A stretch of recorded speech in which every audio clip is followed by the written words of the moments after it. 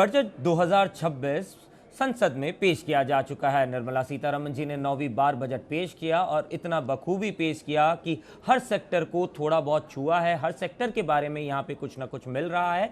और इसी के वजह से अगर आप देखें तो पूरे भारत की यहाँ पे ग्रोथ की स्टोरी दिखती है। और इसी के साथ सिर्फ आज की नहीं, भविष्य के भारत को भी यहाँ पे आगे बढ़ता हुआ देखा जा सकता है। इसी के बारे में बात करने के लिए हमारे साथ मौजूद हैं नरेश तेहरान जी, जो ग्लोबल हेल्थ लिमिटेड से हैं, और साथ ही में शाश्वत गोयनका जी, जो वाइस चेयरमैन है SECS से। सर, जी बिजनेस में आप दोनों का स्वागत है। सर, शाश्वत सर, आपसे पहला सवाल, किस तरीके से इस बजट को देखते हैं? क्या स्पेसिफिक 3 से 4 टेक अवेज रहेंगे आपके यहाँ से? मेरे हिसाब से ये बजट जो है बहुत अच्छा था, क्योंकि ये जो इंडिया का ग्रोथ मोमेंटम रहा है उस पर बिल्ड करता है। सबसे पहले मैं बोलूँगा, जो इस बजट में मैन्युफैक्चरिंग पे चर्चा की गई है और मैन्युफैक्चरिंग के अंदर 7 सेक्टरों को जो आइडेंटिफाई किया है, ये आगे जाने के लिए, आगे की ग्रोथ के लिए बहुत इम्पोर्टेंट है। दूसरा, अगर आप देखें तो इसमें हर सेगमेंट ऑफ सोसाइटी को छुआ है इस बजट ने, एंड मेरे हिसाब से वो भी बहुत इंपॉर्टेंट है। स्पेशली जैसे अगर आप देखें तो MSMEs पे बहुत सारी चर्चा हुई थी, जैसे उनके लिए इक्विटी सपोर्ट हो या लिक्विडिटी सपोर्ट हो या उनके लिए प्रोफेशनल सपोर्ट हो। तो मेरे हिसाब से ये 2 चीज़, और तीसरा जो पब्लिक इंफ्रास्ट्रक्चर पे 12.2 लाख करोड़ का जो आउटले प्लान किया गया है, वो बहुत ज़्यादा इम्पोर्टेंट है भारत की प्रगति के लिए।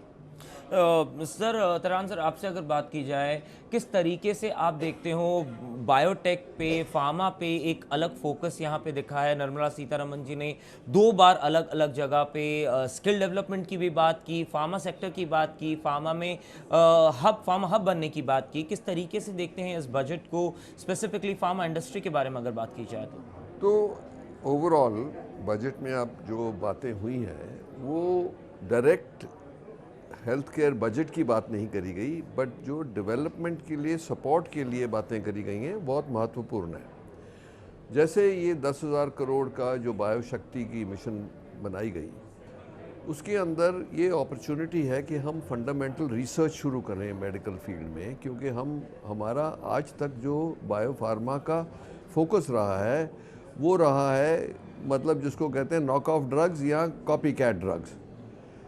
उसको ट्रांसफॉर्म करने के लिए हिंदुस्तान को बहुत ज़रूरत थी, और इस पर बहुत अच्छा उन्होंने इनिशिएटिव लिया है कि हम भी अपने बायोलॉजिक्स और बायोफार्मा को, बायोसिमिलर्स को डेवलप करें। ये बहुत सिग्निफिकेंट मूव है। उसके साथ साथ जो है एक बात करी गई कि एक कमेटी बनेगी जो एजुकेशन और स्किल्स पे फोकस करेगी, और from there to employment, so that ये तीनों चीज़ों को इकट्ठा देखा जाए।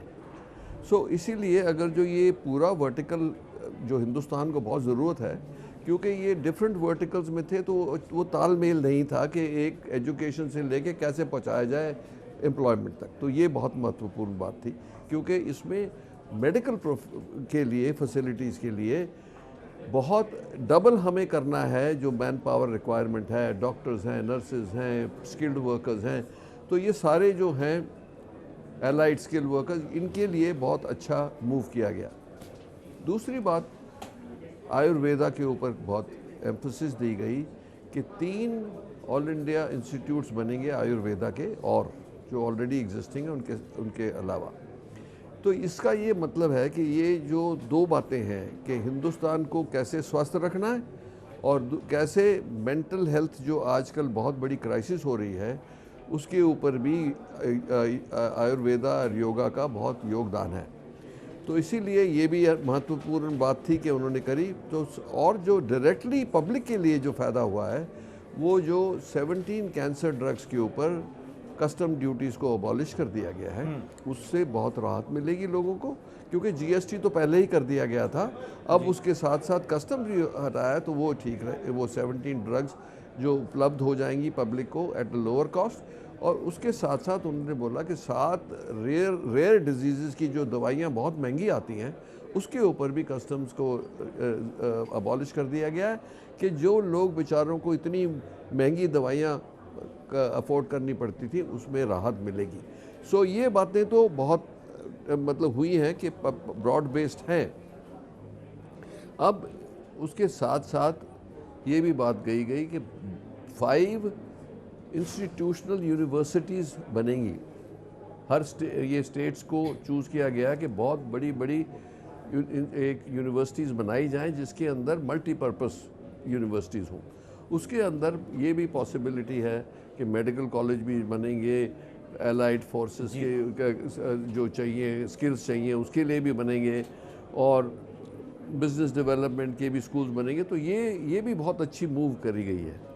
सो आई थिंक ओवरऑल जो और एनसीडी डिजीज़ जैसे नॉन कम्युनिकेबल डिजीज़ की तादाद बढ़ती जा रही है बहुत तेज़ी से, उसके लिए भी वेलनेस का के ऊपर बहुत मेंशन किया उन्होंने। बट वो जो ये तो सब चीज़ें बहुत अच्छी रहीं जो उन्होंने मेंशन करी हैं क्योंकि ब्रॉड बेस थी। बट डायरेक्ट मुझे ये भी हो सकता है कि आने वाले दिनों में क्लैरिफिकेशन आए कि direct budgetary investment in health care क्या है, एलोकेशन उसकी बहुत ज़रूरत है। तो देखते हैं आने वाले टाइम में क्या स्पष्ट होता है। शाश्वत सर, आपसे अगर मैं बात करूं, एक रिन्यूएबल एनर्जी, ऑल्टरनेटिव एनर्जी पे एक ज़्यादा फोकस इस बार देखने को मिल रहा है। ऑब्वियसली कई सालों से हम इस चीज़ को देख ही रहे हैं, carbon capturing, net carbon zero, इस पे भी एक पुश मिल रहा है। आप इसको किस तरीके से देखते हैं, क्योंकि फ्यूचर जो है वो कहीं ना कहीं इन चीज़ों के इर्द गिर्द है और फ्यूचर के लिए ज़रूरी भी है। अगर आप पूरे रिन्यूएबल एनर्जी सेक्टर को देखेंगे तो हमारे गवर्नमेंट का पुश पिछले कई सालों से इसमें रहा है, और अगर आप देखें कि इंडस्ट्री ने भी इसमें काफ़ी कमिटमेंट दिखाया है। हमने अपने मतलब we are well on our targets to achieve 2030 500 gigawatts of renewable. And पिछले साल की बजट में न्यूक्लियर के ऊपर चर्चा हुई थी। इस साल भी न्यूक्लियर के ऊपर, इस साल भी न्यूक्लियर पे भी हुई है, कस्टम्स ड्यूटी पे भी हुआ है। कस्टम्स ड्यूटी जो सोलर सेल के लिए, जो सोलर मॉड्यूल्स के लिए जो ग्लास यूज़ होता है उसके कंपोनेंट्स में भी केमिकल्स के लिए भी किया है। तो आई थिंक ये सब चीज़ भी ये इंडस्ट्री को बहुत बढ़ावा देंगी। और देखा जाए तो बजट की शुरुआत में भी फाइनेंस मिनिस्टर ने बताया था कि एनर्जी सिक्योरिटी बहुत इंपॉर्टेंट रहेगी हमारे लिए, एंड ये पूरा उसी तौर पे किया है इन्होंने। एंड आई थिंक इसके बगैर देश की प्रगति नहीं हो पाएगी। तो आई थिंक पूरे बजट में इसको काफ़ी सेंट्रल रोल दिया गया है। कुल मिला के अगर देखा जाए, ये जो बजट है ये कहीं ना कहीं वर्तमान और भविष्य को जोड़ने वाला बजट ज़्यादा दिखता है, ना कि सिर्फ वर्तमान पे जिस पे फोकस किया गया है। धन्यवाद आप दोनों का हमसे बात करने के लिए, शुक्रिया। Thank you.